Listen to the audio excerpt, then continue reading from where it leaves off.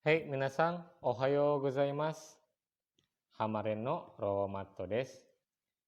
Di video kali ini kita akan belajar bab 3 bahasa Jepang bersumber dari buku Minna no Nihongo.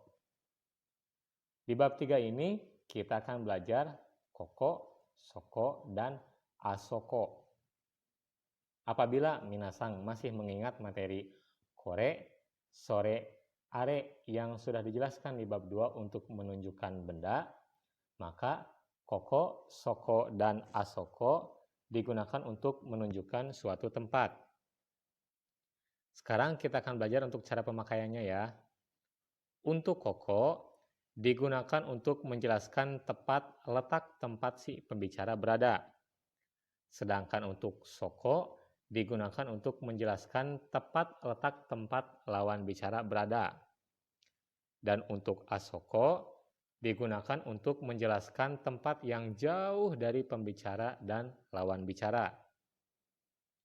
Kita langsung saja ke contoh penggunaan kalimatnya ya. Yang pertama ada koko, soko, asoko wa tempat desu. Koko, soko, asoko wa tempat desu. Seperti yang sudah dijelaskan sebelumnya, pola kalimat ini digunakan untuk menunjukkan suatu tempat. Contoh ada koko wa kyoshitsu desu. Koko wa kyoshitsu desu. Di sini adalah kelas. Di sini adalah kelas. Karena koko berarti menjelaskan pembicara berada, bahwa pembicara tersebut ada di kelas. Yang kedua ada soko wa shokudo desu. Soko wa shokudo desu. Di situ adalah kantin. Di situ adalah kantin. Menjelaskan tempat lawan bicara berada, bahwa lawan bicara tersebut ada di kantin. Yang ketiga ada asoko wa kaigishitsu desu. Asoko wa kaigishitsu desu. Menjelaskan bahwa tempat tersebut jauh dari pembicara dan lawan bicara. Di mana tempat tersebut adalah kaigishitsu ya, atau ruang rapat. Maka bisa dilihat bahwa ruang rapat tersebut jauh dari pembicara dan lawan bicaranya. Seperti itu. Apabila kalian bingung, apa sih pembicara dan lawan bicara itu? Mudahnya, kalau kalian menjelaskan tempat di mana kalian berada, maka kalian mengucapkan koko. Tetapi, apabila kalian menunjuk seseorang atau teman yang berbeda ruangan atau bersebelahan ruangannya dengan tempat kalian berada, maka kalian mengucapkan soko. Tetapi apabila kalian menunjuk seseorang di mana ruangannya jauh dari tempat kalian berdua, maka kalian mengucapkan asoko. Sekarang sudah paham ya? Pola kalimat yang kedua ada benda wa koko, soko, asoko, atau tempat desu. Benda wa koko, soko, asoko, atau tempat desu. Pola kalimat ini digunakan untuk menjelaskan posisi benda atau tempat atau orang tersebut berada.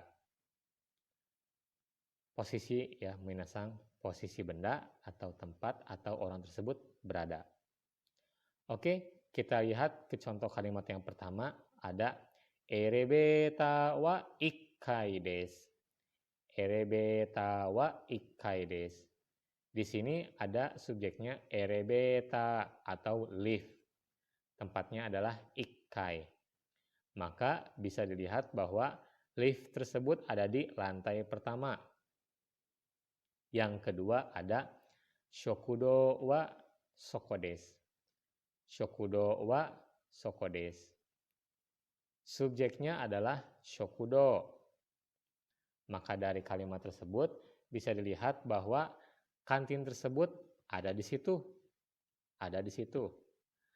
Lebih ke menunjuk posisi si kantin tersebut ya minasang. Yang ketiga ada kaigi shitsu wa jimusho desu. Subjeknya adalah kaigi shitsu. Maka dari kalimat tersebut bisa dilihat bahwa ruang rapat ada di kantor. Ruang rapat ada di kantor. Kita lanjut ke bagian selanjutnya. Ada kochira, sochira, dan achira. Sebenarnya penggunaannya sama dengan koko, soko, dan asoko. Tetapi kochira, sochira, dan achira jauh lebih sopan dibandingkan dengan koko, soko, dan asoko. Seperti itu. Kita lanjut ke bagian selanjutnya. Ada kata benda satu no, kata benda dua. Kata benda satu no, kata benda dua. Ini digunakan untuk menyatakan bahwa kata benda dua atau produk tersebut buatan atau berasal dari kata benda pertama, di mana kata benda satunya adalah negara atau tempat. Negara atau tempat. Kita ambil contoh, ini ada Furansu no Kutsu desu. Furansu no Kutsu desu. Tempatnya adalah Furansu atau Perancis. Dan bendanya adalah Kutsu atau sepatu. Maka bisa dilihat bahwa Furansu no Kutsu desu memiliki arti sepatu dari Perancis. Sepatu dari Perancis. Oke, kita lanjut ke bagian selanjutnya. Kali ini kita akan bahas penggunaan kalimat tanya ya. Untuk kochira, sochira, dan achira, kalimat tanyanya ialah dochira. Maka subjek wa dochira desu ka memiliki arti di manakah subjek? Seperti itu. Apabila kalian ingin menanyakan di mana tempat atau benda atau orang tersebut berada, maka tempat, benda, barang, wa dochira desu ka? Seperti itu. Untuk subjek wa doko desu ka, penggunaannya sama dengan yang dochira. Hanya saja subjek wa doko desu ka itu bentuk biasa dan dochira desu ka itu bentuk sopannya. Kita lanjut. Untuk kata tanya selanjutnya ada doko no kata benda desu ka? Doko no kata benda desu ka? Digunakan pada saat kalian ingin bertanya kira-kira produk yang kalian pegang atau lihat itu buatan mana ya? Seperti itu. Jadi doko no kata benda desu ka? Doko no kata benda desu ka memiliki arti kata benda buatan mana atau kata benda berasal dari mana. Seperti itu ya minasang. Cukup sekian penjelasan yang dapat saya sampaikan. Semoga minasang dapat dipahami dengan baik. Sayonara, arigatou gozaimasu.